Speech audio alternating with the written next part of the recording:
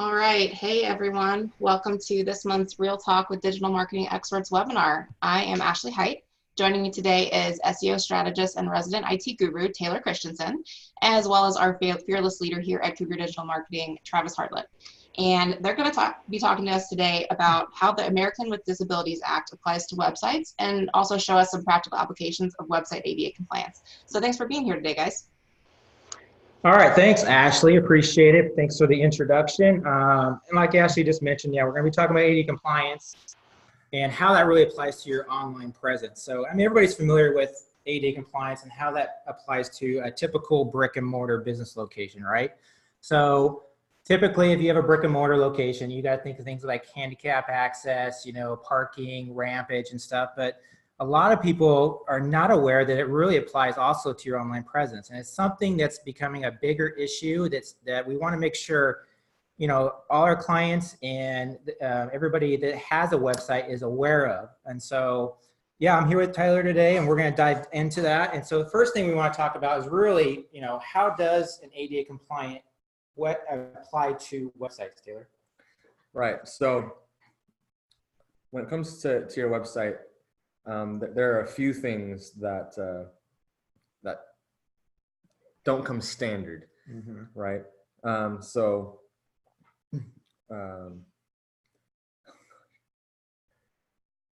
Basically, an ADA compliant website, it includes accommodations for those people that have a vision impairment, a hearing impairment, or a motor impairment, and it makes it so that it needs to be accessible on all devices, whether that's your desktop or your phone.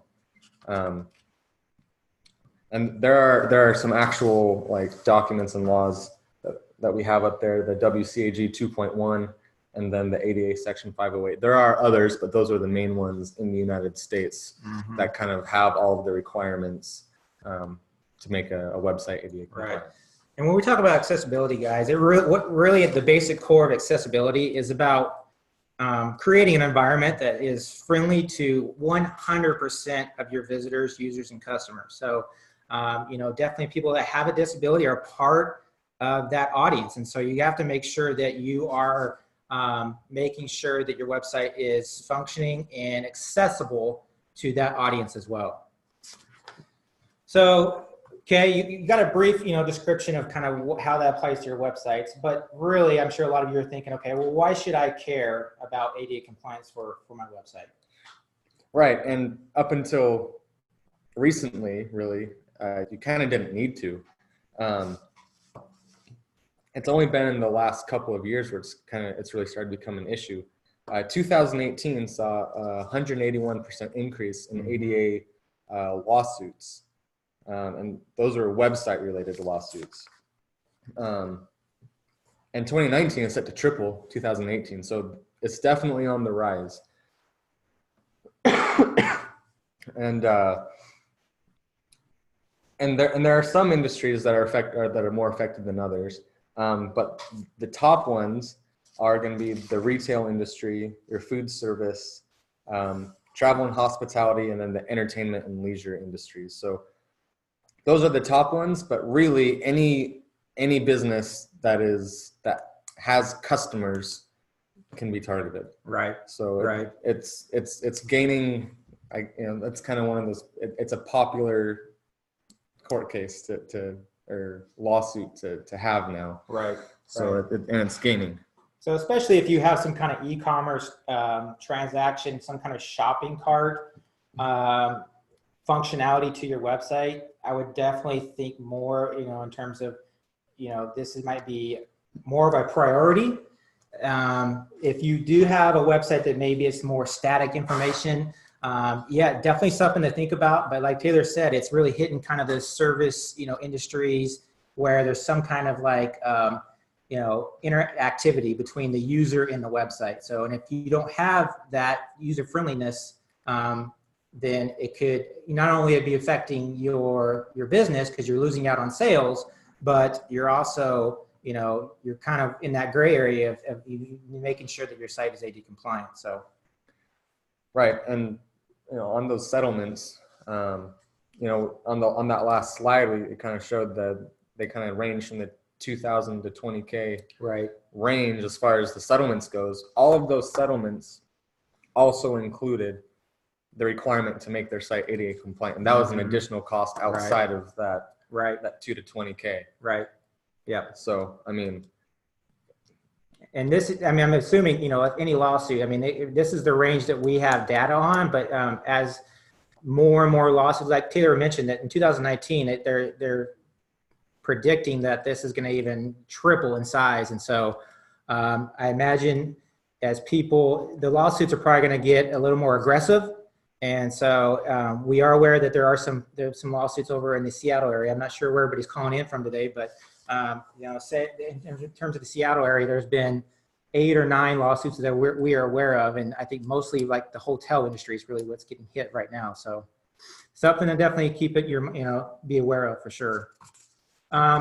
So let's talk about how or what is different about an ADA compliant website, because I'm sure a lot of people are thinking, well, is this going to cost me a lot of money? Do I have to revamp my website? What's all involved? But first, let's talk about the structure. What changes from the user interface when we talk about an ADA compliant website? right. So probably one of the hardest things to do to make your site ADA compliant is to make it usable for screen readers, for the blind, and to do that, your code, the HTML code in the background, has to be structured perfectly. In a lot of cases, you'll have your code will have like a sidebar in the middle of your content. And while your browser can figure out how that looks to make it look right, that's not the case for a screen reader who uses the HTML code to know what it's supposed to be reading. So it could get halfway through your content, jump over to the sidebar, read that whole thing, and then go back to your content. And so an ADA compliant website has it structured exactly right so that it goes through your menu, it goes through all your content, and then it hits sidebar and footer. Right. And that's just one. I mean, users need to be able to adjust the font, the colors, right, the animations, even. Yeah, when we talk about animations, I mean, a lot of websites these days, you know, people like to have a little more interactive, you know, motion going on your website just to have more engagement. So any kind of background images, you know, videos, things of that nature. So that's another thing that if you don't have the right plugins in place in terms of ADA compliance, that could be also throw up a red flag as well. So, right, and I mean, along those same lines, being able to navigate your site with keyboard, with just the tab key. Right. I mean, that's a big thing for those with motor impairments. They're not even going to be using a mouse. So they've got to be able to hit all your links and go through all your content just by using the tab and arrow keys. Right, right. So we are actually going to do a demo later on in this presentation, so you can actually see a real working example of what an ADA compliant website looks like. So, all right, so let's talk about the 5 benefits of an ADA compliant website. There's a lot of them. These are just kind of the top 5. And so Taylor, can we kind of run through these real quick? Yeah. So, I mean, the biggest thing obviously is you're going to increase your audience reach. So, I mean, there's 53 million American adults with a disability in the United States. And so, I mean, you increase your audience by that much because they can actually use your website. I mean, can you imagine if you were blind and you wanted to order pizza, but there was no way for you to interact with their website or anything like that. Right. So you increase your reach exactly that way. Another obvious one is you're not going to get sued. Right. We all like to save money. That's a huge advantage. Another big thing is it actually improves your SEO. A lot of the requirements to make a site ADA compliant also coincide with good SEO practices. And SEO, I mean, that's search engine optimization. Right. That defines how high your website ranks on the Google search pages, basically, search results pages. A lot of the ADA compliance requirements are one and the same with good SEO tactics. Another one, I mean,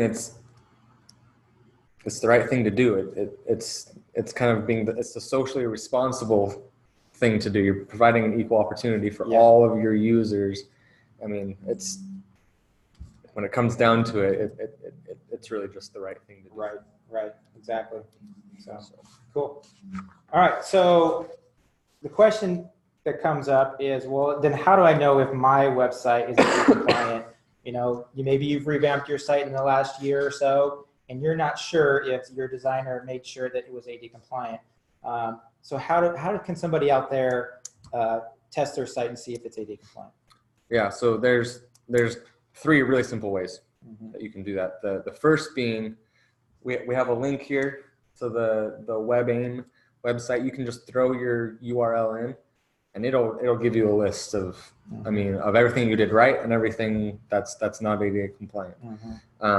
It'll even show you on your website. It'll kind of give you a screenshot of your website and say, hey, this is ADA compliant. This is not. This is not. Here's what it is. Here's why it's not. So that's one way to do it. The other way, that's really fast. Go to your website, hit the tab key. If you hit the tab key and a little button pops up to skip the menu and go, or to skip to content, that's ADA compliance right there. Gotcha. And it's not default. That doesn't just happen for any site. That's something you have to do on purpose. The other way is to ask us. Right. We have these tools. We have several tools to go and check your site for ADA compliance. ADA compliance also, it's just not a default part of most web designers' process. So if that wasn't specifically addressed when you had your site created, then it probably isn't ADA compliant. So gotcha. Cool. Yeah. Awesome. All right. So let's say I go and I test my site out and I get a bunch of red flags. And so I'm thinking, okay, my site's not ADA compliant. What are my options? It sounds expensive. It does sound expensive, and it sounds like it could be a revamp too. But you do have a few options. So one of them, obviously, do nothing. Right. And for the next couple of years, you may get away with that. With the rise in lawsuits, it's not gonna take very long before that's not really going to be an option anymore. Right. The next option would be to hire someone to manually make your site ADA compliant. Now, no matter how a company makes your site ADA compliant, most of them create an overlay. So it doesn't require that your site gets totally revamped and redesigned and recoded and all that. It's not that way. But there are good ways to do that and better ways to do that. Right. One way for them to manually do that means that they address all of those issues with your site, but they do it manually. And sounds time consuming. It's super time consuming. I mean, you're looking 6 to 8 weeks on average. And I mean, the smallest number we found in our research was like $5,000 for that. And that was for a small website that had no video, that had no, real functionality. Right. It was a very simple website, $5,000, 8 weeks. Right. So 6 to 8 weeks. So there's that. There's other plugins that you can use that are free. The best I've seen so far is about 50% compliance, which is not going to hold up in a court of law if someone decides to sue you. Right. And we always caution people about using free plugins just because, and we're talking about probably more so a WordPress website. So if your website was built on WordPress, that, you're probably familiar, there's a bunch of there's a plugin repository out there. There's a lot of paid plugins, but there's also a lot of free ones out there. You just got to be really careful about what plugins you're using because it could cause other issues and compatibility issues with the rest of your site. So we really kind of, recommend that our clients, stay away from plugins that are free unless they have, a really solid background of keeping that plugin up to date, and it's got good reviews too. So and it has a lot of reviews. Right. And then the last option, and this is the one that we obviously recommend, is to use a software that uses artificial intelligence. And so that artificial intelligence should be scanning your site regularly. It should allow you to update your site. Oh, and that's, I guess I missed that point, is if you hire someone to do it manually, then as soon as you update your website, then the compliance and the accessibility is out of date too. Right. So what he means by that is, like, if you make any changes to a certain page, if you add more pages to your website, then those changes, right, if you have a blog post, a new video, then those elements on the page are not ADA compliant. Exactly. So using an artificial intelligence, those things become ADA compliant, either immediately or within a day of being added to your site. Right.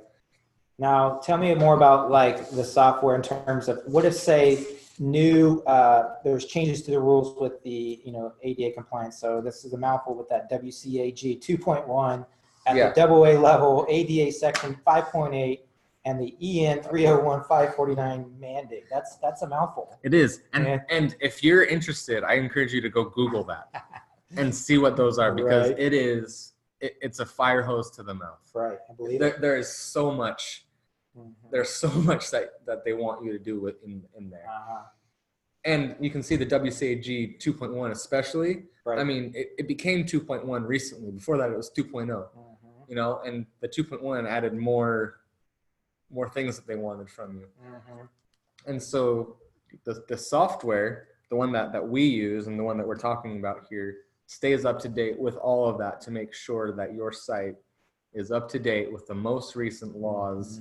And those are all the laws. And so that EN 301, I believe that is actually European.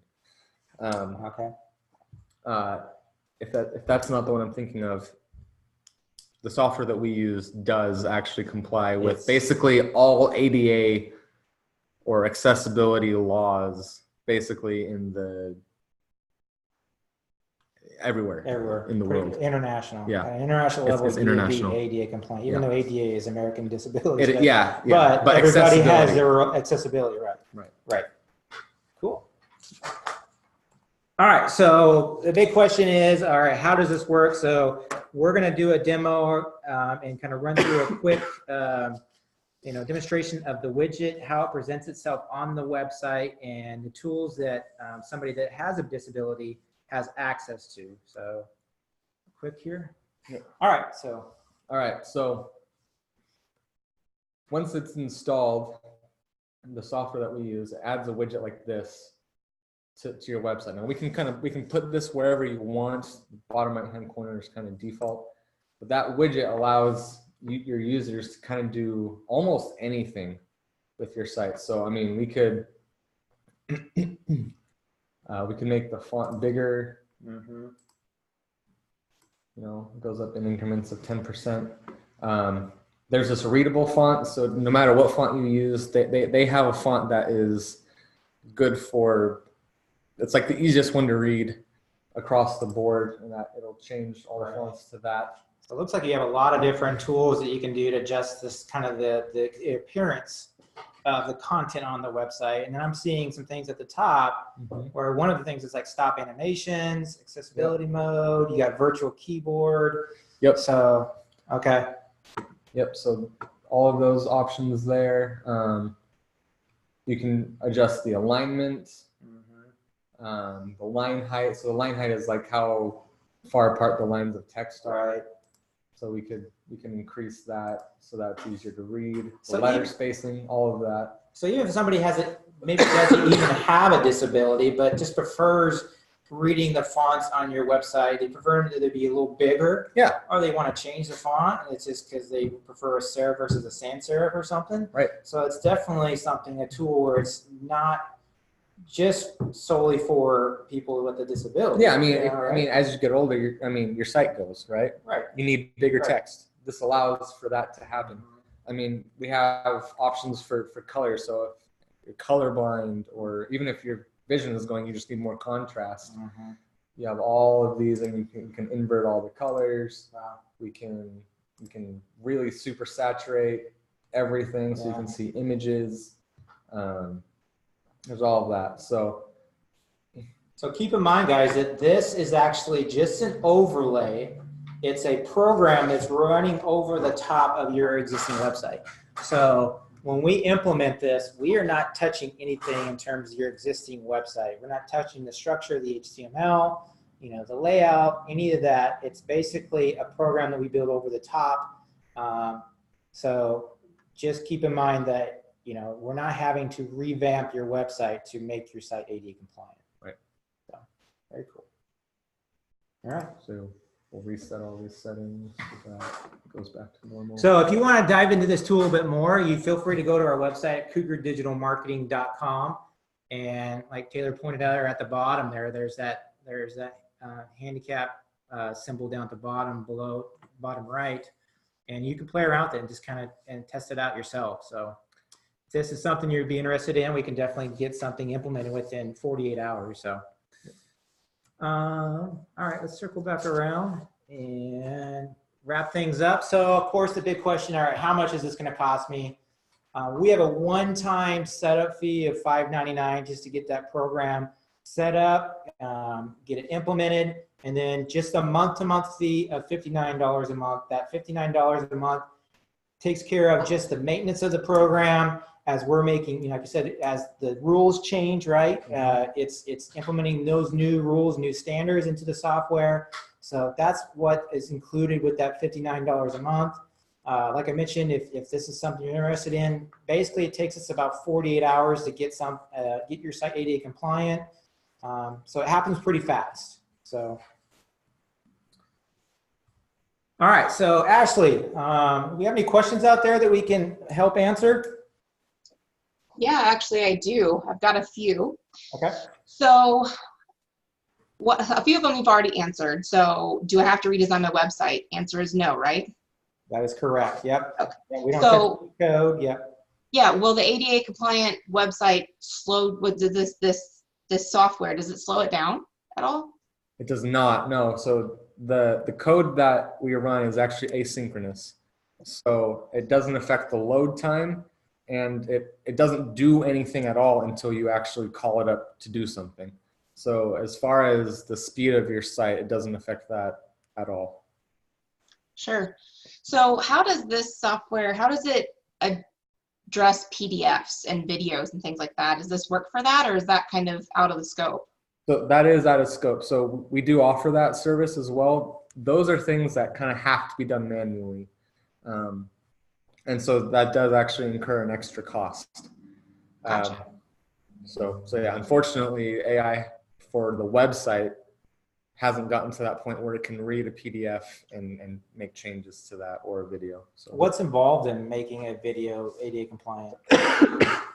So mostly that's just adding the subtitles. Okay. So if you have like a YouTube video though, a lot of times, I mean, YouTube auto-generates those for you. Right. You can edit them, and you should. And we do that as well. Just because, the software that YouTube does for the automatic closed caption can mishear things and Right. and have different words. So Right.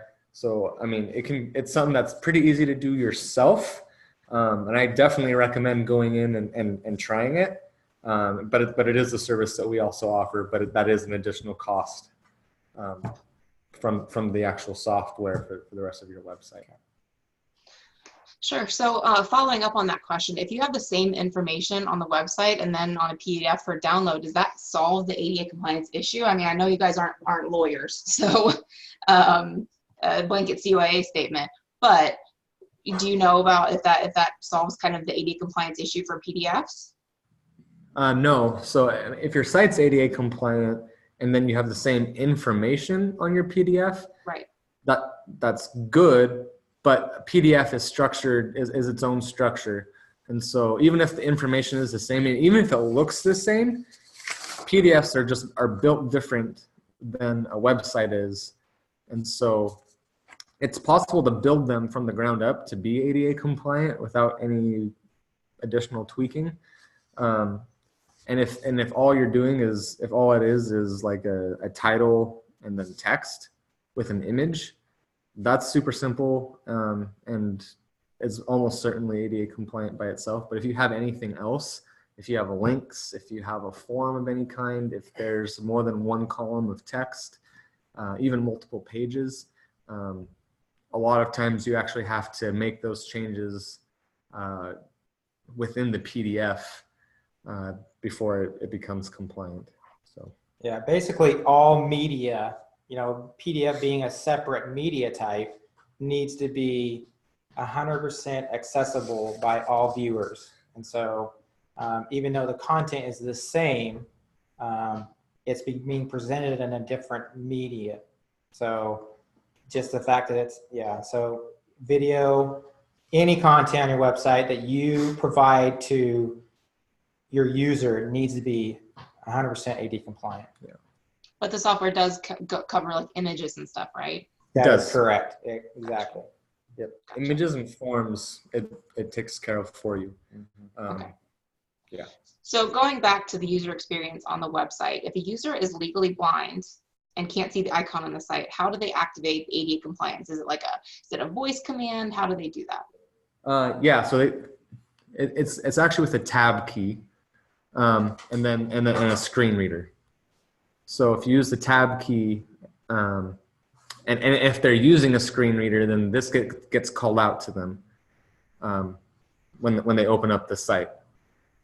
So basically, it's going to recognize, the software will recognize that the person has a screen reader, correct? Yes, correct. So it will inform them that this site is ADA compliant, and then they are able to basically interact with the website via the tab key.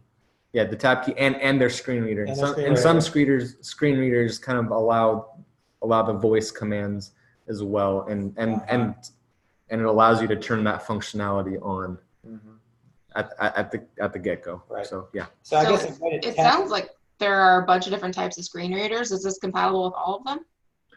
It's compatible with the most popular. So there's 2 or 3 that are used by the majority of people who need them, and it's 100% compatible with those. And while it isn't actively tested with every single one, if it's compatible with those 3, then it's most likely it's going to be compatible with the other ones. Yeah. Gotcha. So I think this might be the last question, unless there's any more. Feel free to enter them in there if you've got more questions. But does Google scan sites for ADA compliance? Is that part of their algorithm? They do have that as part of their algorithm. If you use like one of their testing tools for like a speed test, it checks for the speed of your site. It checks for SEO. It checks for general best practices, and it does test for accessibility as well. And so while that's not like high up on their algorithm as far as rankings go, it has of late kind of started to get more weight.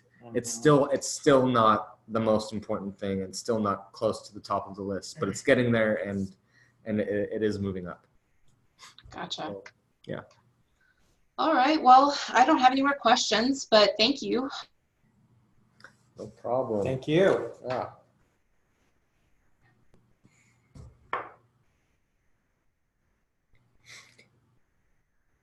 All right. Well, we thank you guys for attending the webinar, and if you'll get an email, so you'll have access to this PowerPoint and this webinar after we're done here today. Feel free to reach out if you have any questions. If you want to schedule a free consultation, if you need help just kind of diving into your website, so we can give it a quick glance and see if it is ADA compliant. We're here to help. So again, thank you for joining us today, and we hope you enjoy the rest of your Wednesday.